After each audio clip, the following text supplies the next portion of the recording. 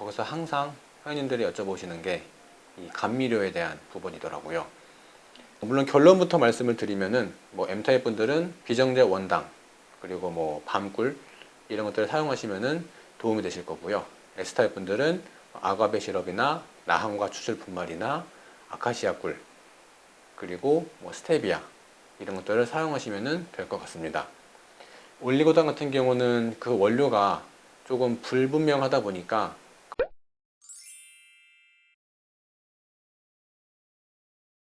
안녕하세요. EBM센터 허준호 소장입니다. 이번 영상에서는 가장 말씀을 드리고 싶은 부분이 감미료 부분인데요. 저희도 상담을 할 때도 그렇고 저희 센터에 카톡 채널 오픈방이 있는데 거기서 항상 회원님들이 여쭤보시는 게 이 감미료에 대한 부분이더라고요. 그래서 보통 설탕이 괜찮느니 안 괜찮느니 또 M타입 분들은 설탕이 괜찮다라고 말씀을 드리면은 반대로 S타입 분들은 그럼 설탕 말고 다른 괜찮은 게 또 뭐가 있냐 라고 여쭤보시거든요. 그래서 올리고당부터 해서 물엿, 알룰로스, 나항과 아가베 시럽 굉장히 많은 설탕을 대체할 수 있는 감미료가 시중에는 많이 알려져 있습니다. 이번 시간에 말씀을 드리고 싶은 거는 그런 시중에 있는 감미료 중에서 EBM의 관점에서 봤을 때 회원님들이 조금 더 안심하고 편하게 드실 수 있는 감미료에는 뭐가 있는지 말씀을 드릴까 합니다. 설탕은 보통은 안 좋다라고 말씀을 하시지만 설탕도 정말 좋은 설탕이다라고 하면은 흔히 얘기하는 설탕이기 때문에 안 좋은 영양, 물론 과다하게 섭취하는 문제가 될 수 있겠지만 적정량 좋은 설탕을 섭취한다라고 하면은 전혀 문제될 게 없고요. 당연히 설탕이든 알룰로스든 올리고당이든 그런 각 감미료에 대한 효능이나 자세한 내용들은 이미 유튜브 영상들이나 자료를 찾아보시면은 충분히 많이 업로드가 되어 있기 때문에 다른 영상들을 참고를 해주시면 좋을 것 같고, 이번 시간에는 조금 더 간단하게 각 이 감미료에 대해서 정말 간단하게 짚고 넘어가면서 이 감미료들이 M타입 혹은 S타입 어떤 분에게 맞는지에 대해서 조금 더 포커스를 두고 말씀을 드리려고 합니다. 그래서 칼로리가 설탕보다 높느니 낮느니, 그리고 열량이 높느니 낮느니, 그리고 단맛이 설탕이랑 비슷하다 비슷하지 않다, 그렇기 때문에 요리에 따라서 사용할 수 있는 게 다르고 이런 부분들보다는 그냥 순수하게 원료를 봤을 때 타입에 맞는지 안 맞는지에 좀 포커스를 둬서 말씀을 드릴까 합니다. 물론 결론부터 말씀을 드리면은 M타입 분들은 비정제 원당 그리고 밤꿀 이런 것들을 사용하시면은 도움이 되실 거고요. S타입 분들은 아가베 시럽이나 나항과 추출 분말이나 아카시아 꿀 그리고 스테비아 이런 것들을 사용하시면 될 것 같습니다. 여기서 이제 올리고당 왜 빠져있냐라고 말씀을 하시는데, 뒤에서도 말씀을 드리겠지만 올리고당 같은 경우는 그 원료가 조금 불분명하다 보니까 나에게 맞는 타입으로 만들어진 올리고당이다 라고 하면은 괜찮겠지만 그런 경우가 잘 없고, 이 부분에 대해서도 한번 말씀을 드려보도록 하겠습니다.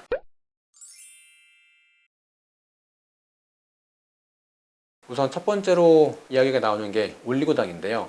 올리고당 하면은 같이 연관되어서 나오는 게 바로 물엿입니다. 그래서 보통 물엿이랑 올리고당 크게 비교를 하면은 올리고당도 물엿도 크게는 옥수수 전분을 가지고 만들어지는 건데, 이 올리고당은 그 옥수수 전분을 분해해서 단당류로 바꿔서 그거를 2개에서 10개 정도 이 단당류를 결합시켜 가지고 만들어지는 물질이다라고 보시면 되고, 반대로 물엿은 오히려 쪼개 가지고 단당류로 만들어서 쓰이는 재료다라고 보시면 돼요. 그래서 물엿은 그만큼 쪼개져 있기 때문에 소화 흡수가 빠르고 그만큼 혈당을 더 빨리 올리게 됩니다. 반면에 올리고당은 단당류가 2개에서 10개 붙어 있기 때문에 소화 흡수가 그만큼 더디고 혈당을 덜 올린다는 장점이 있죠. 올리고당도 흔히 이야기하는 그 올리고라는 뜻이 적은이라는 뜻인데요. 그러다 보니까 보통 2개에서 10개 정도의 단당류가 결합이 되어 있다 보니까 올리고당으로 부른다 라고 보시면 될 것 같고, 보통 올리고당을 사용하는 목적은 여러 가지가 있겠지만 크게는 요리하실 때 윤기를 내기 위해서, 그리고 혈당을 조금 덜 올리기 위해서, 그리고 세 번째가 장내 유익균의 먹이가 되는 프리바이오틱스의 개념으로 드시는 분들이 많습니다. 그리고 특히 올리고당은 예를 들어서 양파나 마늘이나 콩, 바나나 같은 자연 상태의 식물에도 충분히 많이 들어있기는 합니다. 다만 그 양이 소량이기 때문에 사람들이 인위적으로 만들어서 대량으로 만들어서 사용하는 것 뿐이죠. 올리고당도 공정을 보면 굉장히 복잡한데 전분을 원료로 해서 액화, 당화 과정을 거치고 효소나 미생물을 이용해서 당전이 반응을 통해서 올리고당을 생산한다. 굉장히 복잡한데 단순하게 아까 처음 말씀드렸던 것처럼 이 단당류를 2개에서 10개 합쳐가지고 만들어지는 거다라고 보시면 될 것 같아요. 그리고 또 올리고당에서 말씀을 드려야 되는 부분들 중에 하나가 이소말토 올리고당이랑 프락토 올리고당이라고 있어요. 물론 그 외에도 뭐 갈락토 올리고당 여러 가지가 있지만 이번 시간에 말씀을 드리고자 하는 거는 이 이소말토 올리고당과 프락토 올리고당 2가지를 조금 말씀을 드릴까 합니다. 이소말토 올리고당 같은 경우에는 보통 전분, 옥수수나 쌀을 주로 사용해서 만들어지는 올리고당이라고 보시면 되고, 반대로 프락토 올리고당은 설탕을 가지고 만들어지는 올리고당이라고 보시면 돼요. 그러다 보니까 그나마 이 프락토 올리고당은 설탕이 주 원료이기 때문에 M타입 분들이 드시면은 괜찮으시고요. 이소말토 올리고당은 주된 원료가 전분, 보통 옥수수나 쌀이기는 하지만 상황에 따라서는 밀이나 다른 재료들도 사용이 될 수가 있기 때문에 100% 맞다라고 보기는 어렵지만 그나마 가깝게 드실 수 있는 분들은 M타입이 조금 더 맞다라고 보시면 될 것 같아요.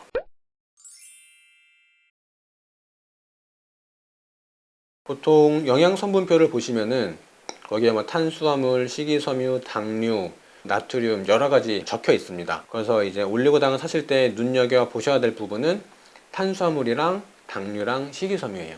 이 3가지를 보셔야 되는데, 물론 이 올리고당이 100% 식이섬유다라고 볼 수는 없어요. 하지만 올리고당 하면은 대체적으로 식이섬유 쪽에 포함이 된다라고 보시면 되는데, 그래서 중요한 게 올리고당에 당류가 얼마나 들어있는지를 체크를 해야 됩니다. 올리고당 100이라고 써져 있긴 하지만 그게 정말 말 그대로 올리고당 100%가 들어있다 라는 게 아니거든요.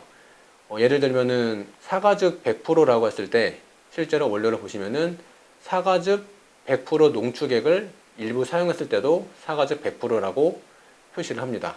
그러다 보니까 올리고당 100%라고 했을 때는 이 올리고당이 100%가 아니라 이 올리고당 원료를 100% 사용했다라는 의미이기 때문에 약간 다르다라고 볼 수가 있는데, 한번 그 영양 성분표에 이 당류가 얼마나 들어있는지를 체크를 해보시면 좋을 것 같아요. 물론 이 당류라는 게 포도당이든 과당이든 메가당이든 섞여 있는 거기 때문에 100% MS는 알 수는 없지만 그래도 기본이 올리고당은 M타입 쪽에 맞기 때문에 이소말토 올리고당이든 프락토 올리고당은 M타입 분들에게 조금 더 맞겠다.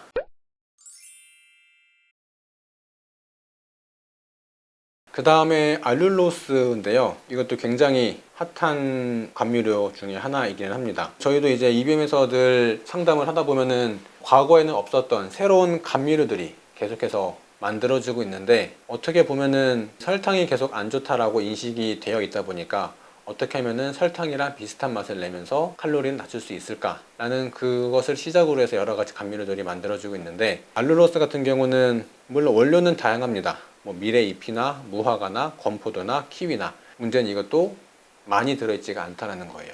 그러다 보니까 이것을 인위적으로 가공해서 만들어 쓰게 되는데, 보통 그게 이제 옥수수나 사탕, 무에서 추출을 해서 사용을 하게 됩니다. 보통은 옥수수에서 만들어진다고 하기 때문에 M타입에게 괜찮다라고 말씀은 드릴 수 있겠지만 100%가 아니다 보니까 그나마 S타입보다는 M타입에게 괜찮다 정도로 이해를 해주시고, 옥수수에서 전분을 추출해서 전분에서 과당을 추출해서 이 과당을 천연 효소로 활용을 해가지고 알룰로스로 변환을 하는 이런 복잡한 과정을 거치게 됩니다. 과정을 거쳐서 만들어지기 때문에 당연히 설탕보다 가격이 비쌀 수밖에 없고요. 그리고 그 원료들을 봤을 때 그런 불필요한 요소들이 덜 들어갈수록 그만큼 단맛을 내기 어려워지기 때문에 단가가 더 올라가는 것도 사실입니다. 그러다 보니까 가격적으로 부담이 있으신 분들은 M타입이시라면은 차라리 알룰로스보다는 차라리 비정제 원당을 사용하시는 게 조금 더 도움이 되지 않을까 생각이 돼가지고요. 뭐 상한 섭취량 같은 경우는 한 번 섭취할 때 킬로그램당 0.4g, 하루에는 킬로그램당 0.9g. 그러다 보니까 이 이상 섭취했을 때는 복통이든 복부 팽만이든 탈사와 같은 소화 관련 문제가 발생할 수 있기 때문에 적정량 섭취하시는 게 도움이 되시겠고요.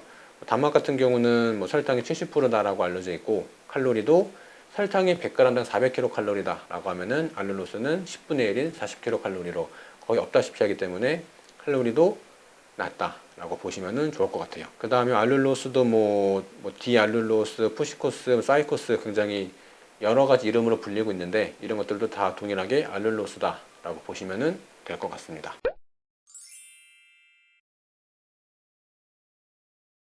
또 많이들 여쭤보시는 것 중 하나가 이 조청인데요. 조청은 흔히 식혜를 조금 더 삭혀가지고 끓여가지고 굳히면은 그게 조청이라고 보시면 됩니다. 그러다 보니까 전통적으로 만들어진 조청이다라고 하면은 보통 쌀 혹은 찹쌀 거기다가 엿기름을 넣어서 만들어지는데, 요즘에는 단맛을 내기 위해서 거기다가 설탕이나 뭐 포도당이나 그런 것들이 첨가가 되기 때문에 조금 걱정은 되긴 합니다만, 그래도 조청 같은 경우는 기본 쌀과 엿기름, 정말 순수한 이 원료를 가지고 만들어지기 때문에 조금 더 안전하다라고 볼 수가 있을 것 같고요. 단가를 낮추기 위해서 옥수수 전분을 사용한다거나 타피오카 전분을 사용하기도 해요. 그래서 그 원료를 보시고 타피오카 전분이나 옥수수를 사용했다 그러면은 이 부분이 조금 저도 항상 고민인데, 이 쌀 같은 경우는 기본적으로 현미를 도정해서 만들어진 최종 산물이잖아요. 그러다 보니까 엄밀히 따지면은 M타입 분들에게 맞지만 M타입, S타입 모두 드시게끔 말씀을 드리는 이유가 그나마 좀 중성에 가깝기 때문에 쌀 정도는 MS 드시라고 말씀을 드리고 있고요. 물론 이 부분도 정말 몸이 민감하신 분들은 이 한국 쌀이 더 맛이 있어지면서 또 찰기가 있어지면서 이 찰 성분이 더 많이 들어가게 됩니다. 찰 성분이 안 맞는 M타입 분들 같은 경우에는 좀 불편함을 느끼시는 분들도 계시고요. 그러다 보니까 그런 분들은 한국 쌀을 드시기보다는 베트남 쌀이나 좀 푸석푸석한 쌀 있죠. 바람에 흩날리는 그런 쌀을 활용하시는 분들도 계시더라고요. 그래서 뭐 여담이었지만, 그래서 이 조청 같은 경우도 이 엿기름을 얼마나 사용했는지에 따라서 달라지긴 하겠지만, 엿기름을 소량 사용했다라고 하면은 M타입 분들도 크게 문제가 없을 것 같긴 합니다. 그래서 조청 같은 경우는 엿기름이 조금 들어가긴 하지만 이제 쌀도 들어가 있다 보니까 그나마 조미료 중에서 MS 둘 다 사용할 수 있는 조미료 중에 하나지 않을까라고 생각이 조금 되어지고요.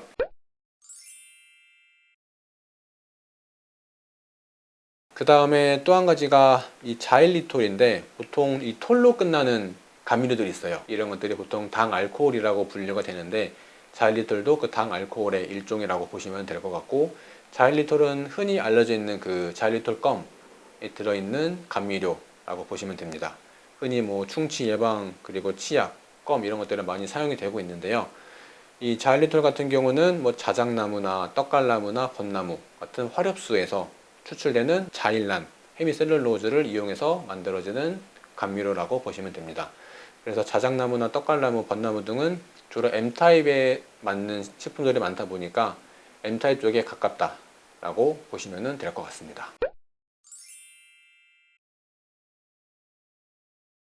그 다음에 스테비아인데요. 이제 요즘 스테비아 커피도 해서 여러 가지 스테비아 관련된 제품들이 많이 나오고 있는 걸로 알고 있습니다.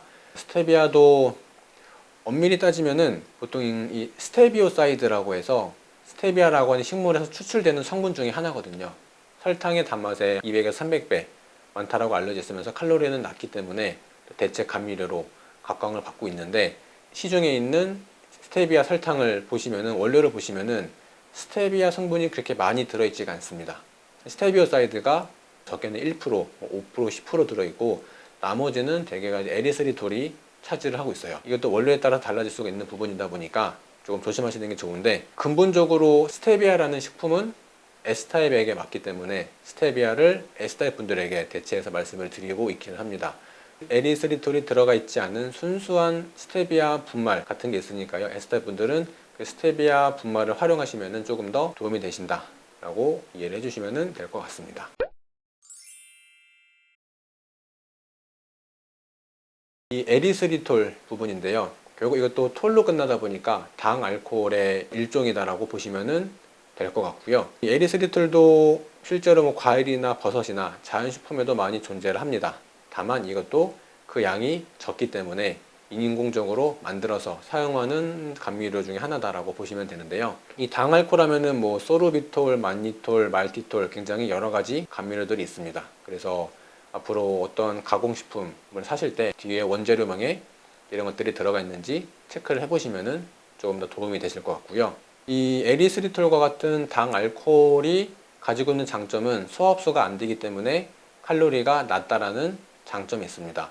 또 반대로 얘기하면은 그만큼 소화 흡수가 안 되기 때문에 과량으로 섭취했을 때는 복부팽만이나 설사와 같은 소화기계 문제를 또 일으킬 수가 있기 때문에 적정량 드시는 게 도움이 되시고요. 또 한 가지 문제라기보다는 보통 에리스리톨이 여러 가지 식품에서 추출이 되지만 소량이다라고 말씀을 드렸잖아요. 그래서 보통 여기서도 많이 사용하는 원료가 그래서 옥수수 전분이에요. 이것도 원료를 알 수 있다라고 하면은 M타입에게 그나마 맞겠지만 그것을 알 수가 없다 보니까 M타입, S타입 모두에게 권하기에는 조금 어려운 식품이지 않을까라고 좀 생각이 되어집니다. 설탕을 말씀드릴 건데요. 정말 많은 사람들이 가장 관심을 갖고 계시는 게 설탕이고, 이 설탕 때문에 감미료가 나왔다라고 해도 과언이 아닐 만큼 설탕이 굉장히 중요한 감미료 중에 하나인데요. 이 설탕도 만들어지는 과정에 따라서 어떻게 정제를 하는지에 따라서 그 설탕이 몸에 좋을 수도 있고 안 좋을 수도 있습니다. 그래서 이 보통 설탕 하면은 보통 그 한밀당, 분밀당이라고 해서 두 가지로 나뉘는데요. 이 한밀당이라고 하는 게 정말 순수하게 사탕수수에서 이 즙을 짜서 농축시켜가지고 말린 게 한밀당이라고 하면은, 이 분밀당 같은 경우는 그 과정 사이사이에 여러 가지 화학 물질들을 조금 넣어서 인위적으로 불순물을 빼내는 과정을 거치게 됩니다. 근데 문제는 그 불순물을 빼내는 과정에서 흔히 말하는 식이섬유소나 폴리코사노일이나 무기질 이런 것들도 같이 빠져나가기 때문에 이 분밀당은 정말 순수하게 이 당만 남아있다 라고 보는 거죠. 그러다 보니까 단맛은 나지만 그 외 영양소는 거의 없는 상태의 설탕이다라고 보시는 게 맞고, 그러다 보니까 그런 설탕은 드셔도 단맛만 낼 뿐 다른 영양가는 전혀 없다. 그래서 이 한밀당과 분밀당, 실제로 우리나라에 수입이 될 때는 식품에서 얘기하는 게 그 수입 코드가 있어요. 그 수입 코드가 한밀당 같은 경우에는 코드 끝자리가 13으로 끝나고, 분밀당 같은 경우는 뒤에 끝자리가 14로 끝난다라고 해요. 그래서 이 수입 코드를 보면은 이게 한밀당, 이게 14면은 정제를 해가지고 정말 당만 남아있는 순수한 설탕이구나, 분밀당이구나 라고 알 수가 있다라고 하는데, 문제는 이렇게 들어온 식품이 우리나라에서 가공이 될 때는 이 한국식품공전에서는 한밀당이랑 분밀당이랑 따로 구분이 안 된다라고 해요. 그러다 보니까 한밀당이든 분밀당이든 그냥 비정제 원당이라고 표시를 해도 아무런 문제가 없다라는 거죠. 그러다 보니까 이 비정제 원당이라 표시를 해도 꼭 영양성분표를 잘 살펴보시고 실제로 그게 제대로 만들어진 건지를 꼭 한번 확인을 하시고 구매를 하시는 게 좋을 것 같습니다. 그래서 보통 이 비정제 원당이 제대로 만들어진 건지를 정확히 알 수는 없지만 적어도 그냥 일반적인 흰설탕, 황설탕, 흑설탕 이런 것보다는 유기농이나 비정제 원당을 사용하시는 게 그나마 차선책이 될 것 같습니다. 여기서 또 한 가지 말씀을 드리고 싶은 게, 그 황설탕이랑 흰설탕, 흑설탕을 말씀을 드렸잖아요. 그래서 이 세 가지가 보통 뭐가 더 좋냐라고 하면은 색깔이 진할수록 더 좋다라고 생각하시는 분들이 꽤나 많으신데, 결론적으로는 영양학적으로는 그 세 가지에는 큰 차이가 없습니다. 전혀 없다라고 보셔도 무방하고요. 결국 이 아까 말씀드렸던 분밀당이 만들어지면은 그게 하얀 설탕이에요. 그래서 하얀 설탕 그대로 놔두면은 그게 백설탕이고요. 그거를 조금 더 끓이다 보면은 그게 캐러멜라이징이 되면서 색깔이 살짝 이제 누렇게 변하는데 황설탕이라고 보시면 되고, 거기서 조금 더 색을 내기 위해서 캐러멜 색소를 넣어서 만들어진 게 흑설탕이라고 보시면 돼요.